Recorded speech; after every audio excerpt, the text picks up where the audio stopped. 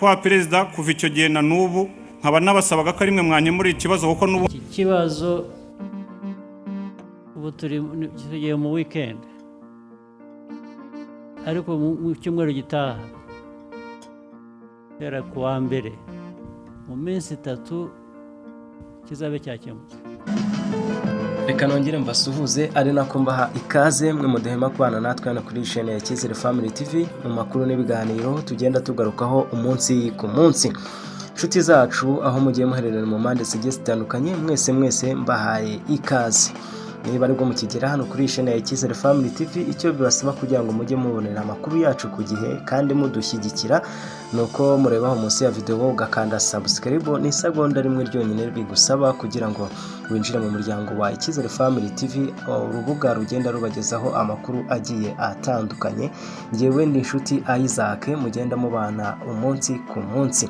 Inshuti zacu rero wakanda like, wakora share, wakwandika comment hanyuma ukajya ugira uruhare mu makuru tugenda tukugezaho. Inshuti zacu rero nahe makuru tugiye kuba tugarukaho na makuru y'umugabo wamenyekanye muri 2022. Umugabo witwa Muhizi Anatori ubwo yaregaga Beneri ayiregeye perezida w'u Rwanda Paul Kagame ko yamwambuye Beneri yamwambuye inzu. Nyakubaha rero perezida w'u Rwanda Paul Kagame agategeka ko uyu mugabo Anatori Muhizi ahabwa inzu ye mu gihe kitarengeje iminsi 3. Muhizi Anatori yamenyekanye arega Beneri kuri perezida w'u Rwanda Paul Kagame yongeye gutakambira Sena asaba ko yahabwa inzu ye.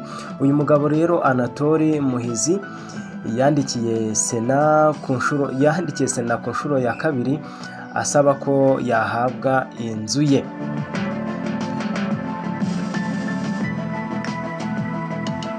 Yangiye kwandikira Sena nyuma y'uko muri 2022 yaje kurega Beneri ayirega kuri perezida w'u Rwanda Paul Kagame ko Beneri yamwambuye inzu. Icyo gihe perezida Paul Kagame yategetse Minisitiri w'ubutegetsi bw'igihugu Jean Marie Vianney Gatabazi kumukemurira ikibazo bitarenze iminsi 3. Ku munsi wa kabiri gusa Anatori Muhizi yahise afungwa ajyanwa muri gereza. Uyu mugabo yaje gufungwa ajyanwa muri gereza akekwaho icyaha cy'ivangura, gukoresha ibikangisho, gukurura amacakubiri no gutuka cyangwa gusagarira abari mu nzego z'ubutabera. Urukiko rwisumbuye rwa Muhanga rwaje kumuhamya ibyaha akekwa. Uyu mugabo urukiko rwisumbuye rwa Muhanga rwaje kumuhamya ibyaha akatirwa igifungo cy'imyaka 5. Ariko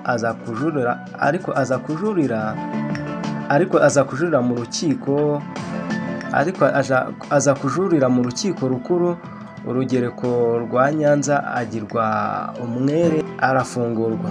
Yagize ati perezida Paul Kagame yavuze ko mu minsi 3 ngomba guhabwa inzu yanjye, ahubwo byaje kumviramo gufungwa. Tariki ya 4 z'ukwa 8 2025 Muhizi yandikiye perezida Sena ayibwira ko kugeza na n'ubu atarasubizwa inzu ye. Tariki 10 z'ukwa 9 2025 nabwo yandikiye Minisiteri y'ubutegetsi bw'igihugu, ariko kuva icyo gihe kugeza ubu ngubu yarategereje amaso yaheze mu kirere. Uyu mugabo niba ategereje ko perezida w'u Rwanda ari buzongera kumukemurira ikibazo ni nako bizagenda, kuko yaje gusaba ko akemurirwa ikibazo.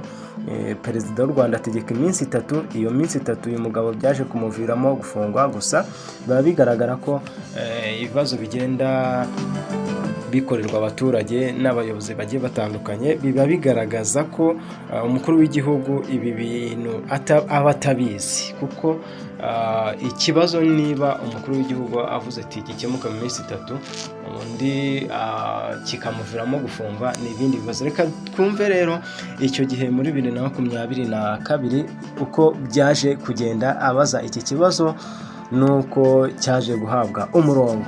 Kuva icyo gihe n'ubu ntabwo byakozwe.